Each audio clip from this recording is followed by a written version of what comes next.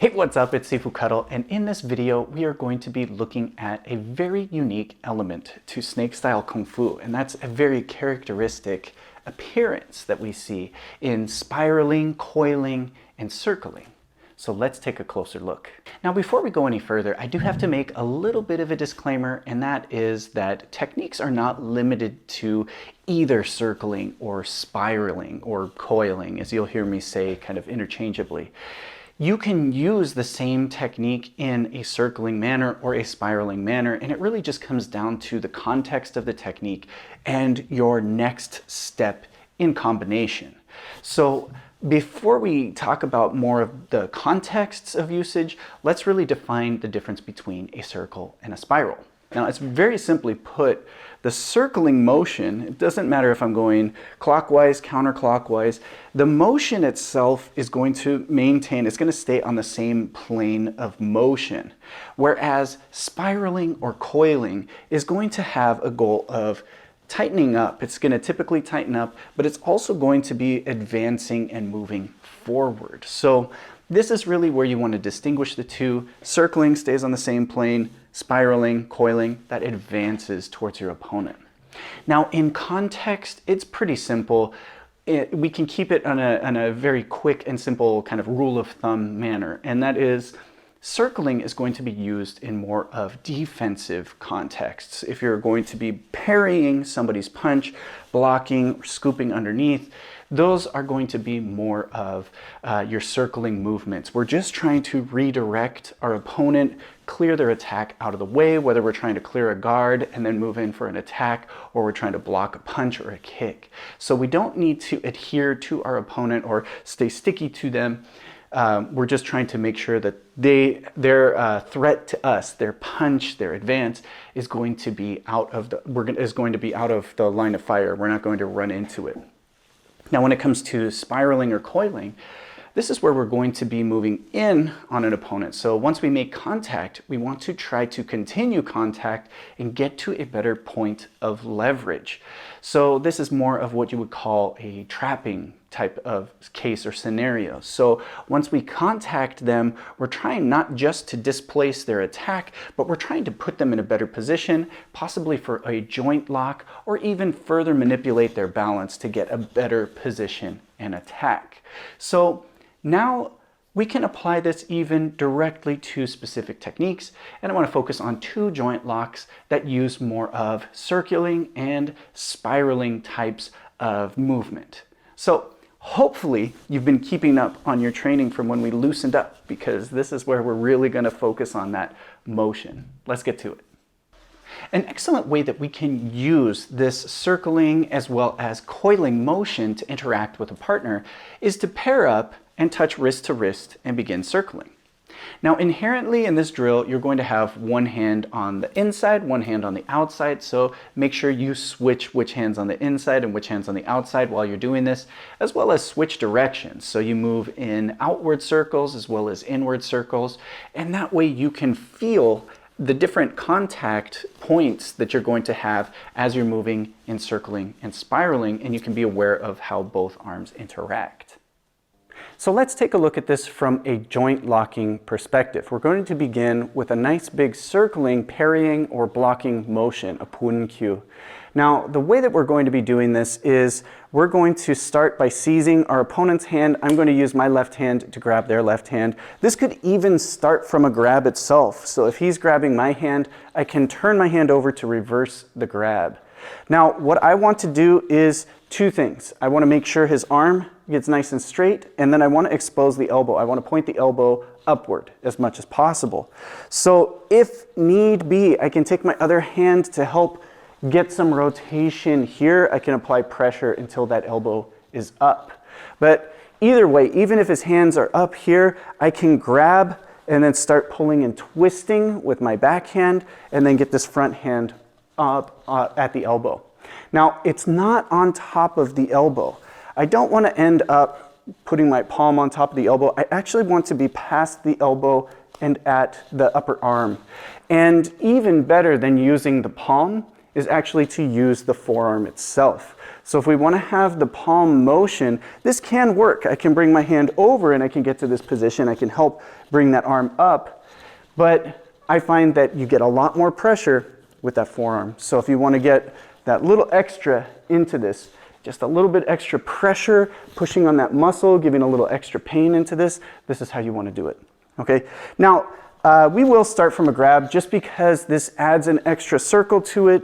I can start getting his shoulder to come up and turn into this a little bit more, and then I can get my hand at the ready and start bringing him over. But now we get to another part of this. So let's switch sides for this one.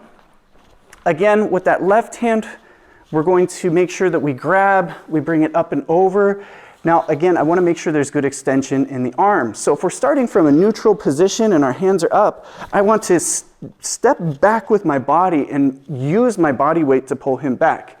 Now I have that arm extension, I have the twist, and I want this to be nice and straight here. Now, I need pressure and counter pressure. My pressure is downward, my counter pressure is upward. But I still have to maintain, keep, a little bit of pulling back, because once he bends this elbow, I can push as hard as I want and he's not going to feel anything in this joint lock. Okay, so again from here, once I'm in this position, I need to make a decision. I need to move myself out of the way so he has somewhere to go. So either I move my leg out of the way so I can pull him down right here by just dropping my leg back, or I can start turning my body to lead him away, similar to a Tai Chi rollback position. So from this grab, pulling to extend, pressure, counter pressure, and now decide if I want him to go that way or if I want him to go downward. And we can see this same motion in just this style of Pun Kyu. Now our next joint lock is going to be an evolution of the first, or an adaptation from the first, depending on what our opponent does. So if I'm starting again just from that simple grip, his right hand grabbing to my right hand, I start the circle and I'm bringing his arm down. If he bends his elbow, I can't get that straight arm. Even if I'm pulling back here, he could have a really good defense against this. But this is where we're going to change to a different joint lock. Now it's okay, and in fact, I want this L shape right here on his arm. I'm going to change my pressure and counter pressure from trying to be straight up and down to start rotating and turning over. So now I start pushing his elbow forward and bringing his hand up behind him and backward. So again, right here, we can do this as an adaptation. Maybe I started with my first one and then he resisted against it, so now I'm going to change it. I do need to get some body weight forward so I can use my body to sink into this. And then I'm just going to simply press down. Now, this is also where we can get into a couple of extra details, okay? But before that, I do want to mention that we can just make that our preliminary joint lock. So I don't have to think about waiting for him to bend his elbow. If his arms are in anyway, we're standing up close. If I get this hand underneath, now I can go in for this lock. If I want to stay standing, I just put his arm behind his back.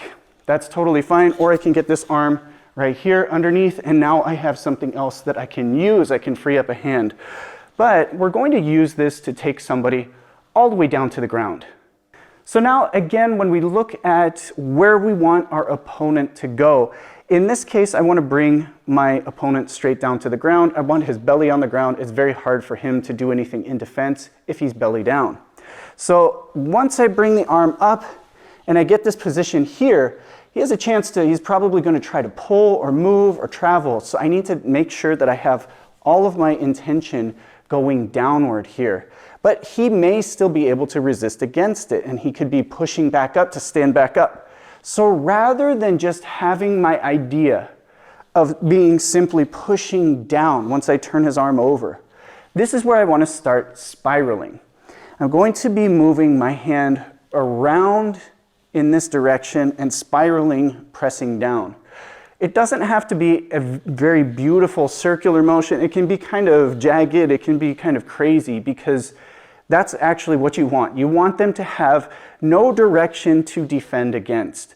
If we start moving a little bit forward, then we start pulling back and forward, and we're still moving to press down in a spiral-ish motion, this is where we're going to bring them down to the ground. They won't really be able to defend against it. So right here, if he starts pushing up against it, this is where I start spiraling and then pressing all the way down to the ground.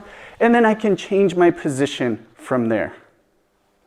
All right, so there you have it. Two ways that we can look at circling and spiraling that are outside of even our base rules. It's not always just plane of motion and advancing. Circling and spiraling can be ways of moving with energy in the technique itself. And I like to use these two in particular because a standing armbar can be very useful in positioning your opponent. But typically they're going to use their feet to move around. So a good way to finish this is to lead them down to the ground if you don't want them to try to run and get out of it. But in the case that they're going to bend that elbow, you have an excellent opportunity to set in for a lock and to enforce it by spiraling downward. So hopefully you have not only the ground rules, but you kind of have an idea of how we can push the limitations of those and use our snake style and our fluidity in our circling and our spiraling. Now, there are plenty of other videos in this playlist if you want to work on your snake style, so be sure to check that out. Otherwise, I'll see you in the next video.